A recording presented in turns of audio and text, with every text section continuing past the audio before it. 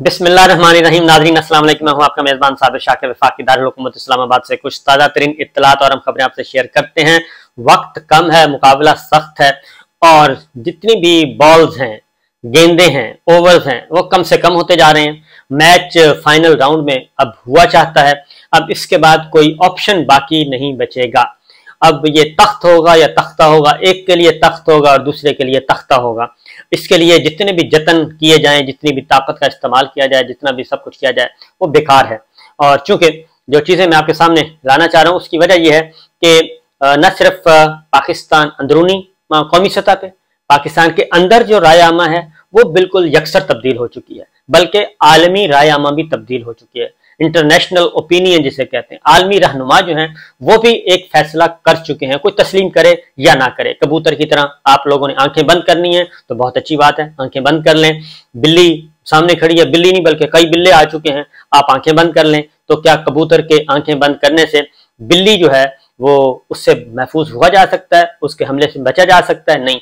इस वक्त पाकिस्तान के जो करोड़ों आवाम है, पाकिस्तान के करोड़ों आवाम वो बिल्ले बन चुके हैं, वो खूनखार बिल्ले हैं। इस वक्त इनको समझ नहीं आ रही, हुक्मरानों को भी समझ नहीं आ रही और हुक्मरानों के सहूलतकारों को भी समझ नहीं आ रही। जो सहूलतकारों की एक बहुत मुख्तसर तादाद है, आटे में नमक के बराबर है, लेकिन वो समझने से कासिर हैं कि आखिर हम करें तो करें क्या। उसकी रीजन ये है कि ये एक कबूतर नहीं है, ये 14 जमाती हुक्मरान इत्तेहाद, इसकी आप जितनी भी हिफाजत कर लें, आप इसको जितना भी विसाखियां इनके साथ खड़ी कर दें, लेकिन ये कामयाब होने वाला नहीं है। उसकी रीजन बड़ी क्लियर है कि ये आवाम, ये जो आवाज है, आवाज जो है ये पूरे तूलो अर्ज में फैल चुकी है। ये खैबर से लेके कराची तक पहुंच चुकी है और ये गिलगित बल्तिस्तान से गवादर तक पहुंच चुकी है।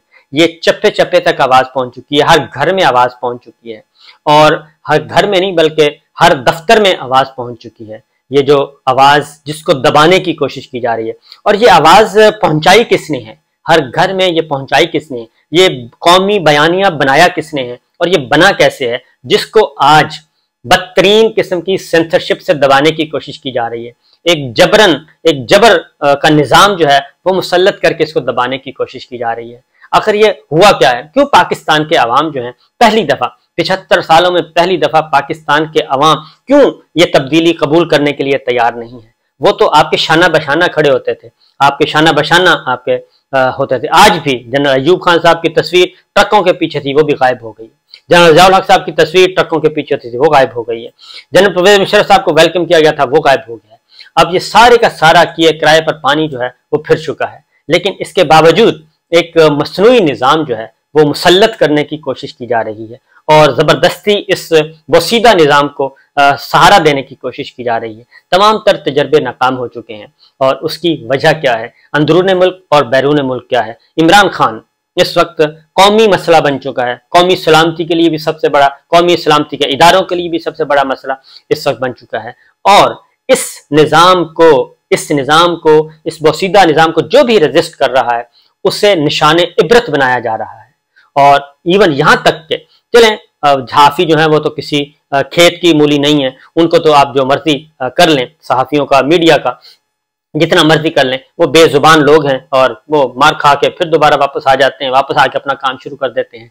इस वक्त वो सहाफी भी जिनके चेहरे टीवी पे, वो एंकर्स भी जिनके चेहरे टीवी पे मुस्कुराते हुए, खिलखिलाते हुए नजर आते हैं, उनको भी पता है कि वो किस जाबराना निजाम के तहत अपने फराइज सरंजाम दे रहे हैं। एक एक लफ्ज नोट किया जाता है, एक एक लफ्ज नोट किया जाता है कि कहीं ये लफ्ज गलत ना हो जाए और कहीं टीवी बंद ना हो जाए, कोई प्रोग्राम ना बंद हो जाए, कहीं नौकरी ना चली जाए। ये सब कुछ हो रहा है, लेकिन इमरान खान इस वक्त मसला है और आईने पाकिस्तान, यहां तक के इस बोसीदा निजाम को, इस 14 जमाती हुक्मरान इत्तेहाद को बरकरार रखने के लिए आइन की भी परवाह नहीं की जा रही, अदालतों की भी परवाह नहीं की जा रही, अदालती फैसलों की भी परवाह नहीं की जा रही। और यहां तक के ऑनरेबल जजेस, वो ऑनरेबल जजेस जिनको आईनी तहफ़्फ़ुज़ हासिल है, supreme court of Pakistan, high court, उनको भी कहा जाता है कि आप बदतरीन किस्म की इनके खिलाफ गालियां दें, कोई मसला नहीं है। पाकिस्तान टेलीविजन रियासती चैनल, वहां पे आए, आप सिर्फ एक फोन करें, एक बता दें कि जी मैंने आज जजों को गालियां निकालनी है और जजेस को गालियां निकालनी है और रिटायर्ड जर्नलों को गालियां निकालनी है और वो कहेंगे बिल्कुल आए जनाब, welcome, most welcome, Pakistan television आपके लिए हाजिर है। और उसके बाद सारा इंतजाम हो जाता है, कौमी नशरियाती राब्ते पे गालम गलोच जो है वो नशर होती है। ना ही पैमरा जागता है, ना ही कोई और इदारा जागता है, ना ही कुछ और होता है। उसकी वजह यह है कि मैसेज ये दिया जा रहा है ताकतवर, ताकत हमारे पास है। वो कहते हैं ये ताकत हमारे पास है, लिहाजा हम जो मर्जी करें। 14 जमाती हुक्मरान इत्तेहाद ने सारे के सारे निजाम को मफलूज करके रख दिया, सारे के सारे निजाम को। ऐसी क्या मजबूरी है, ऐसी क्या कमजोरी है जो कि इस 14 जमाती हुक्मरान इत्तेहाद के पास है, और वो कमजोरी और वो ब्लैकमेलिंग और क्या है जिसकी वजह से सारे ब्लैकमेल हो रहे हैं। और यहां तक के chief justice of Pakistan, chief justice Lahore high court और ऑनरेबल जजेस, उनको बेतौकीर किया जा रहा है, उनको गालम गलोच दी जा रही है, उनके खानदानों को रुस्वा किया जा रहा है, उनकी खवातीन को रुस्वा किया जा रहा है। और बाकी जो सीनियर पॉलिटिशियंस, एक रिवायत चली आ रही थी, उनके घरों में बेडरूम्स तक चले गए, पुलिस वाले चले गए, सब कुछ हो गया। और अली अमीन गंडापुर तो अब किसी खाते में नहीं है। अली अमीन गंडापुर के साथ, आजम स्वाति साहब के साथ, डॉक्टर शहबाज गिल के साथ, फवाद चौधरी शेख साहब, शुएब शेख के साथ, ARY के साथ, बहुत कुछ जो कुछ किया जाता कहा। शहीद अरशद शरीफ का कत्ल हो गया। अब शहीद अरशद शरीफ का कत्ल आगे तो क्या बढ़ना था, बल्कि पता चला कि खामोशी से एक चालान भी सबमिट कर दिया गया है और उसका ट्रायल भी शुरू हो गया है। अभी सुप्रीम कोर्ट ऑफ पाकिस्तान में पेंडिंग है। उन्होंने 5-6 सवालों के जवाब पूछे हैं, वो सवाल अपनी जगह, लेकिन वो सवाल उनका जवाब तो कब आएगा, ट्रायल शुरू हो गया। तो एक बदतरीन किस्म का सिस्टम मुसल्लत है। तो क्या ये सारे का सारा चीजें कंट्रोल हो जाएंगी? ये शऊर जो है, मैं आपको बता रहा था, कौमी बयानिया किसने दिया है?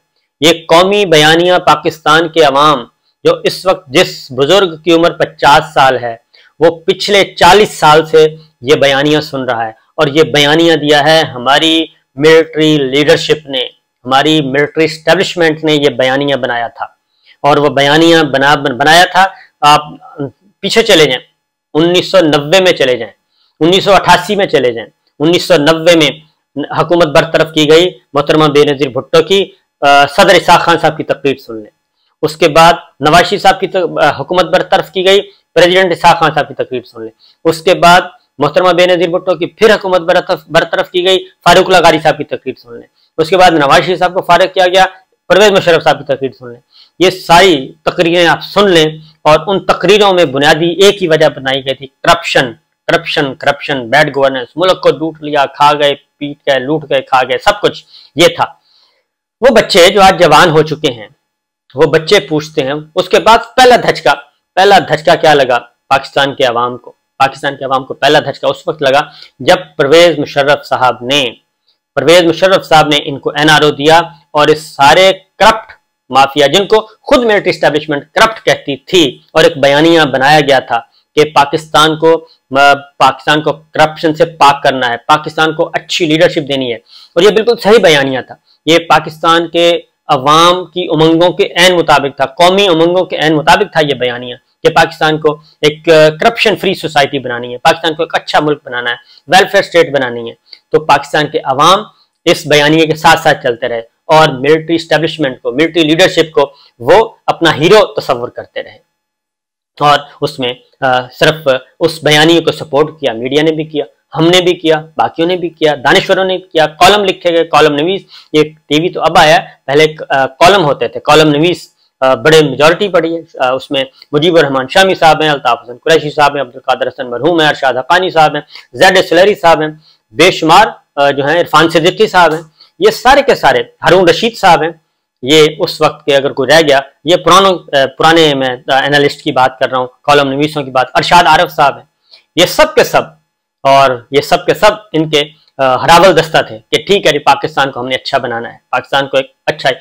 फिर एक और बयानिया बनाया गया, और वो बयानिया था कि हमने मौरूसी सियासत का खात्मा करना है। ये चंद खानदान हैं जो कि पार्टियों को इन्होंने जागीर बना लिया है, और ये पार्टियों के ऊपर मुसल्लत हैं, और इसके जरिए वो पाकिस्तान के सिस्टम को कंट्रोल करते हैं। पाकिस्तान का सिस्टम इनके शिकंजे में जा चुका है। फिर ये बयानिया, इस बयानियों को भी दानिश्वरों ने, मीडिया ने सपोर्ट किया, और इसमें भी मिलिट्री लीडरशिप के शाना बशाना सारे थे, और वो सारे का सारा होता रहा। और जब पहला झटका उस वक्त लगा जब परवेज मुशर्रफ साहब ने यू टर्न लिया और एक NRO दे के इन सबको वापस लेके आए, जबकि ये माइनस हो चुके थे। और उसके बाद अगला झटका उस वक्त हुआ जब इमरान खान साहब की हुकूमत को बरतरफ करके जनरल बाजवा साहब अपनी होते हुए, जिनको बाजवा साहब ने खुद अपने दौर में फारग किया और उनके अपने दौर में फारग हुए और उन्होंने सपोर्ट किया, उनके होते हुए उन सबको फिर वो वापस ले आए और वापस लाके बिठा दिया और जो सिलेक्टर और सिलेक्टेड की गर्दान थी वो भी खत्म हो गई, सब कुछ हो गया। अब पाकिस्तान के अवाम जो हैं वो और ये सोचते हैं कि आखिर ये आपने किया क्या है। ये अब पाकिस्तान के अवाम को कहा गया कि वो आंखें हम सुबह उठे तो वो 14 जमाती इत्तेहाद जो है, जिनको पिछले एक गाली बन चुका था और उनको बाकायदा तौर पर उनके खिलाफ मुकदमात थे और सबके मुकदमात चल रहे थे, उन सबके खिलाफ मुकदमात चल रहे थे, सारे मुकदमात फर्द जुर्म आयद होनी थी, अरबों रुपए के मामलात थे, उन सबको रोका गया, रोक के उनको वापस लाया गया और फिर एक NRO 2 हुआ और वो सारे का सारा देख लिया, 1200-1400 अरब रुपए के मुकदमात जो है वो सारे के सारे खत्म हो गए। अब पाकिस्तान के अवाम को कहा जा रहा है कि जो शऊरी इनकलाब उनमें आ चुका है, फिक्री इनकलाब आ चुका है उनमें, वो सब अपनी आंखों से देख रहे हैं और उनको कहा जा रहा है कि आप ये सब कुछ भूल जाएं, ये सब कुछ भूल जाएं और जो हमने कर दिया उसको आप कबूल कर लें और अब हमारा ये है, यही लीडरशिप है, यही सब कुछ है, इसी को आगे लेके बढ़ना है। और इमरान खान साहब शजरे ममनुआ हो गए, उनको आप खत्म कर दें। पाकिस्तान तहरीक इंसाफ शजरे ममनुआ, वो एक फितना है, वो फसाद है, वो सब कुछ है, वो पाकिस्तान के अवाम ये मानने के लिए तैयार नहीं है। और दो चार तो बंदे हैं नहीं, 23 करोड़ का मुल्क है। मैंने उनको बताया कि 88 से एक बात सुन रहे हैं, वो 88 से लेके 2023 हो गया है और 12 साल वो जमा करें और 23 साल ये जमा करें तो मामला कहाँ तक पहुंच जाता है। 35-36 साल की ये दास्तान है, वो सारे के सारे सुन के वो इस नतीजे पे पहुंचे हैं। अब वो पहुंचे हैं इस नतीजे पे कि नहीं, ये तो सारे का सारा खेल ही खराब है, ये तो एक बिल्कुल अपनी मफाद के लिए सारा इस्तेमाल हुआ है। अब पाकिस्तान के अवाम में तब्दील होने के लिए तैयार नहीं। उसकी रीजन क्या है? उसकी रीजन ये कि ये जो आवाज है, ये फिक्री इनकलाब, ये शऊरी इनकलाब, ये सब कुछ ये घर घर तक पहुंच चुका है, हर दफ्तर में पहुंच चुका है, हर गली में पहुंच चुका है, हर गांव में पहुंच चुका है। ये है असल वजह, हर घर तक पहुंच चुका है, क्योंकि पाकिस्तान के अवाम जो है वो तरस रहे हैं एक अच्छे निज़ाम को, एक अच्छी हुकूमत को, एक वेलफेयर स्टेट को। वो 75 सालों से तरस रहे हैं और उनको बेवकूफ बनाया जाता रहा। कभी जनरल अयूब खान ने बनाया बेवकूफ, कभी याहिया खान ने बेवकूफ बनाया, याहिया ज़िया साहब ने बनाया, फिर मुशर्रफ साहब ने बनाया, फिर नवाज शरीफ साहब ने बनाया, फिर बेनज़ीर ने बनाया, फिर ज़ुल्फ़िकार अली भुट्टो साहब ने। वो तो एक जख्म खा खा के तंग आ चुके हैं। वो ये सारे के सारे वो समझते हैं कि आखिर हमारी किस्मत कब बदलेगी, हमसे आज़ाद होने वाले। ये तरीका जो है, ये जो इस वक्त जाबराना निज़ाम मुसल्लत करने की कोशिश की जा रही है और लोगों के जहनों को कहा जा रहा है कि इन पे ताले लग जाएं, फिक्री और शऊरी सोच जो है उसको ताले लगा दिए जाएं। ये तजर्बा ईस्ट पाकिस्तान में किया गया था, बांग्लादेश में बंगालियों के साथ किया, उनकी तज़हीक की गई थी, उनको भी तज़हीक के वो बिल्कुल जैसे इस वक्त तज़हीक की जा रही है, यूथिया कह के, burger family, mummy daddy group, ये कह के तज़हीक की जाती है उनकी सोच की, जबकि सारे पढ़े लिखे लोग हैं और बड़ी बड़ी तादाद है, उनकी तज़हीक की जा रही है। और इसी तरीके से बंगालियों के साथ भी ये तज़हीक की जाती है। उसका नतीजा भी जो निकला वो हमारे सामने है और इसका नतीजा भी कोई अच्छा नहीं निकलेगा। एक तरफ ये कहा जाता है, मैं बहुत ही army chief general Asim Munir साहब, उनकी नीयत में मुझे कोई शक नहीं है, लेकिन जो वो कहते हैं, उन्होंने कहा कि पाकिस्तान रियासत का महव मरकज अवाम है, तो अवाम तो कुछ और सोच रहे हैं, अवाम कुछ और मांग रहे हैं, अवाम की आवाज ही नहीं को सुन रहा।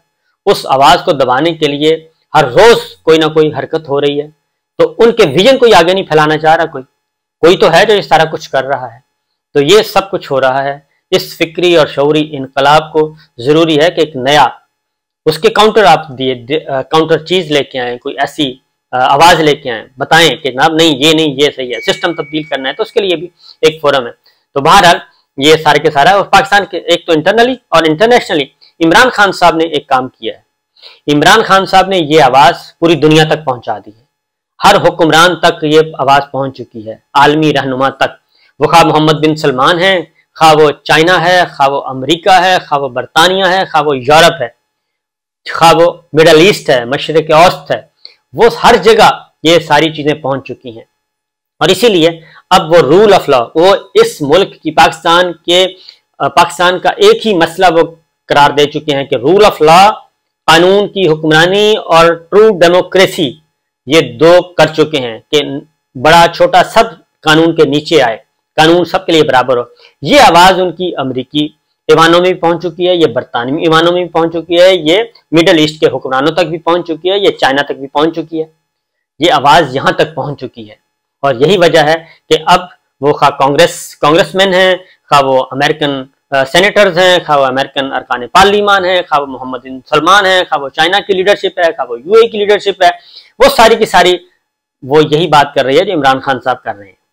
और इनका ख्याल था कि इमरान खान जो है वो बिल्कुल एक नकारा हमने बना दिया है और नकारा बना के उसको हमने कभी बनी गाला और कभी जमान पार्क में बंद कर दिया है। 140 मुकदमात हैं, वो एक एक इवेंट जो है वो इंटरनेशनल लेवल पे एक एक इवेंट जो है वो रजिस्टर हुआ है, एक एक इवेंट रजिस्टर हुआ है और उसके नताइज आना शुरू हो गए हैं।